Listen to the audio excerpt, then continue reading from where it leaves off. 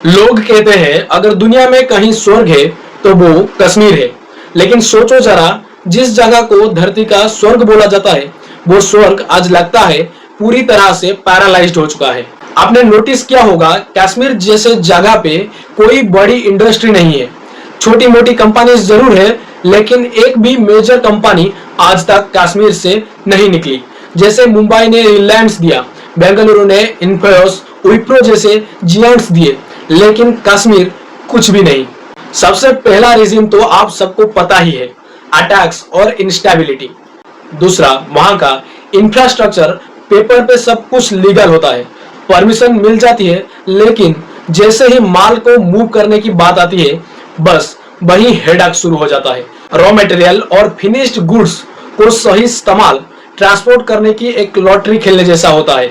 इस अनसर्टेनिटी के चलते कंपनीज को लगता है कि वहां फैक्ट्री लगाना एक रिस्की गैम्बल है। फिर आता है ब्रेन ड्रेन। कश्मीर में टैलेंट की कोई कमी नहीं है, वहां के यंग लोग ब्रिलियंट होते हैं, लेकिन जैसे ही वो बड़े होते हैं तुरंत इंडिया के दूसरे शहरों में शिफ्ट हो जाते हैं। मतलब टैलेंट है लेकिन वो अपने घर को कंट्रीब्यूट नहीं कर पाते। और लोग बोलते हैं टूरिज्म ही वहां की जान है।